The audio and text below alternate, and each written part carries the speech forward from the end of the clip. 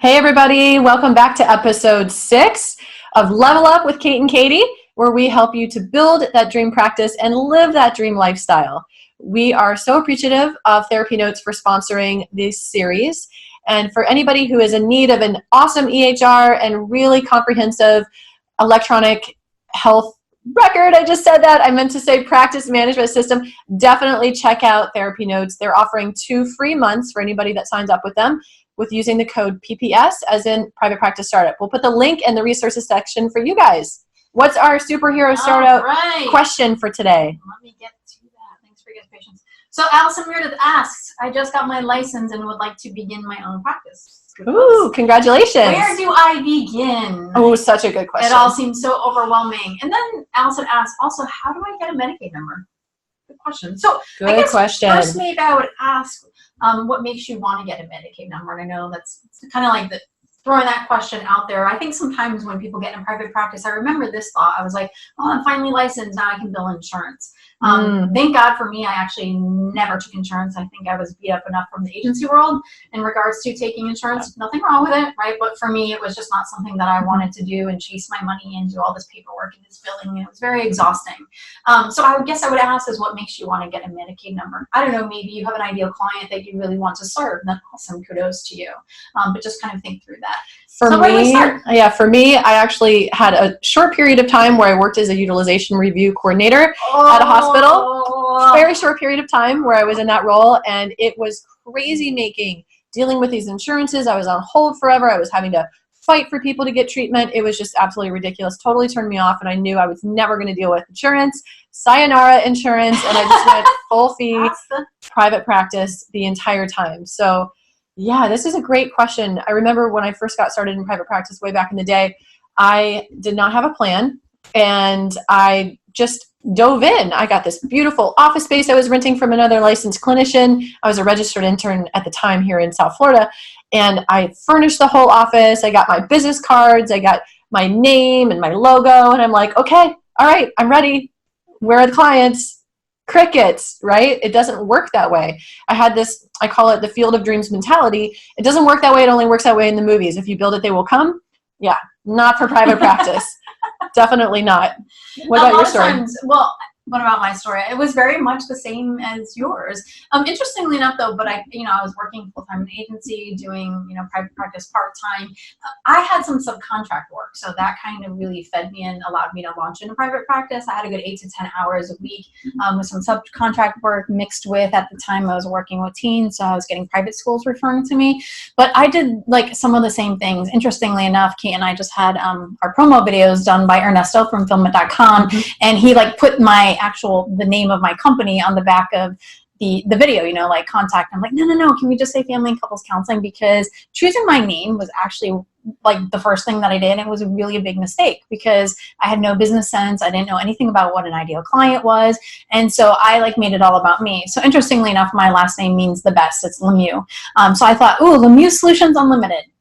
The best solutions out there. For what? Exactly. For what? And it's followed me all around. I mean, I could have done a DBA and changed it, but, most people just know me as the couples counselor, and that's cool. So, choosing your name is not the first place to start. No. Getting an office, that's not the first place to start either. Getting business cards, like Kate said, no, not there either. Really what we recommend is really diving into an ideal client, right? Really getting some marketing help, building the foundation of marketing, getting crystal clear on your marketing practices and your business, your brand. Having a really authentic brand that feels congruent with you, with your strengths and who you want to serve. And once you're clear on that foundation, it makes everything else so much easier. It's like smooth sailing. It is. And I know some of you might be watching this video and struggling with well, I don't know who my ideal client is, or I don't want to just serve one person or one population. And, and that's okay. But the flip side of that is being a generalist. And when you're a generalist, number one, you don't speak to anybody because you're speaking to everybody. But like Kate said, it makes things way harder. I remember first when I started, I was working with trauma and grief and young kids. and teens and substance abuse. And, I'm exhausted. I know, that's just like crazy. And as we really look at, websites that are really high converting websites, as we talk about marketing copy, as we talk about AdWords, is your AdWords budget for all of those different things and writing copy, it just gets really exhausting. But when you have a clear ideal client or two, whatever, usually it's the clients you're most passionate about. And when you're passionate about it, you actually want to learn more about it. And when you learn more about it, you get really excited, and then you offer them great thing, and then you take those great things and you put it into content or copy or video. And like Kate said, it just really makes things like easy. So where we would first start is really diving into your brand and ideal client. And we're going to put a very important link for you in the resources little section in the chat here under the video. And that is for our How to Start a Private Practice podcast. We went through step by step by step. And also we're going to put a link for our A to Z cheat sheet, the essentials for building and growing your dream private practice. That covers everything from A to Z about what you need to get started. So definitely check those out. And we'll also put the link for our private practice marketing e-course, where we really help you get super crystal clear on your brand, your ideal clients, your marketing messages, and then into strategy so that you have that step-by-step system that really works for you. Yeah. One of the things that I think is really important as we talk about all of that is really thinking about hiring a coach and mentor. If you have never been a business owner, you are entering a whole new world, right? Or maybe you've been in 6 months of private practice, and so you don't have kind of the skills yet of what it takes to be a business owner. So really hiring a coach or mentor can really help you. And I know you might be thinking like, I don't have the funds or the time, and we totally get it. We get it.